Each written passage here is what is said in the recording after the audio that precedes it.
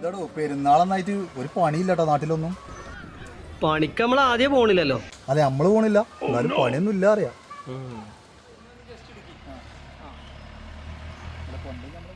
കുട്ടാനി സാറേ, ഇന്ന് വൈകുന്നേരമാണ് നമ്മളെ പരിപാടി. നോമ്പ് തുറ നേരത്തെ കാലത്തോട് പോരണം രണ്ടാളും കേട്ടോ. കുറെ ആൾക്കാരുണ്ടോ? ഇല്ല, നമ്മളെ ടീം മാത്രമേ ഉള്ളൂ, 4 ആള് കേട്ടോ. ആയിക്കോട്ടെ, ഓക്കെ എന്നാ. Okay okay. എടാ, ഈ വണ്ടി ഒന്ന് എടുക്കണ്ട് ട്രെയിന്. അതിപ്പോ എന്തേ? ഞാൻ ആട്ടിറച്ചി വാങ്ങാനേ മാർക്കറ്റിൽ ഒന്ന് പോണം. അപ്പൊ ചില ചിക്കനൊക്കെ വാങ്ങിക്കൊടുത്ത് ഞാൻ ആട്ടിറച്ചി ഉണ്ടോ? ഉണ്ട്, വാങ്ങണേ. വലിയ പരിപാടിയാടാ. ഇല്ല, നമ്മൾ 4 ആളും തന്നെ ഉള്ളൂ.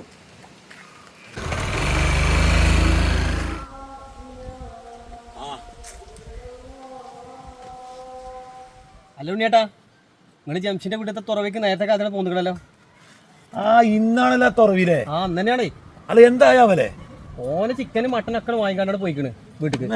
അല്ല, വലിയ പരിപാടിയാണ്. കുറെ ആൾക്കാരൊക്കെ ഉണ്ടോ? അല്ലേ, നമ്മളൊക്കെ തന്നെ ഉള്ളൂ.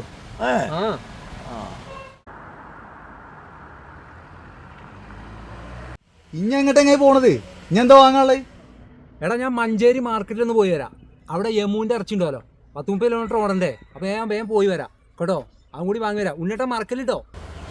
ആയിക്കോട്ടെ വിഷയ, നമുക്ക് പൊളിക്കാം. അല്ല, ഈ 4 ആൾക്ക് വേണ്ടിട്ട് ഓനി കാട്ടിക്കൂട്ടണൊക്കെ.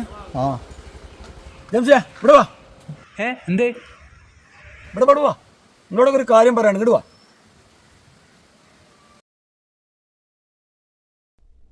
അല്ല ജംഷേ, എന്താ പരിപാടി? അല്ല ചങ്ങ, ഈ 4 ആൾക്ക് നോൻപുറപ്പിക്കാനാണോ ഇക്കണ്ട സാധനമൊക്കെ വാങ്ങിക്കൂട്ടണേ? എന്താ കഥ? എന്റെ പൊന്നാര ഉണ്ണിയേട്ടാ, നമ്മുടെ വീട്ടിലത്തെ പരിപാടി 4 ആൾ അറിയട്ടെ. നമുക്കിത് ഫേസ്ബുക്കിൽ ഇടണം, പിന്നെ സ്റ്റാറ്റസ് വെക്കണം, പിന്നെ വാട്സപ്പ് ഗ്രൂപ്പ്, ഫാമിലി ഗ്രൂപ്പ് ഒരുപാട് അതിലൊക്കെ സെൻഡ് ചെയ്യണേ. നമുക്കൊന്ന് പൊലിപ്പിക്കണം ഇട്ടാണ് നമ്മളെ പരിപാടി. നിങ്ങൾ എന്താ പറയണത്? അല്ല ജംഷേ, ഈ നോമ്പ് തുറേൻ്റെ ഭക്ഷണത്തിൻ്റെ സാധനങ്ങളൊക്കെ ഈ ഫേസ്ബുക്കിലും സ്റ്റാറ്റസും മറ്റേ കുടുംബ ഗ്രൂപ്പിലും ഒക്കെ ഇട്ടിട്ട് എന്താ കഥ?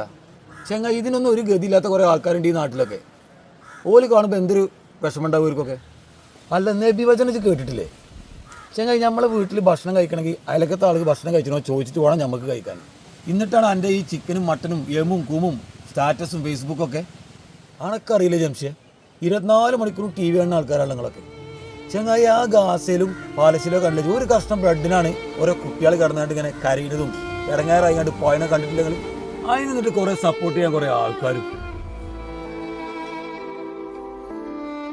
എടാ, നോമ്പ് തുറേൻ്റെ കാര്യമാണെങ്കിലും മറ്റെന്ത് ഭക്ഷണത്തിൻ്റെ കാര്യമാണെങ്കിലും ഇതൊന്നും നാട്ടുകാരെ അറിയിക്കേണ്ട കാര്യമില്ല. ഇതൊക്കെ നമ്മളെ സ്വകാര്യതയിൽ ഒതുങ്ങണടാ.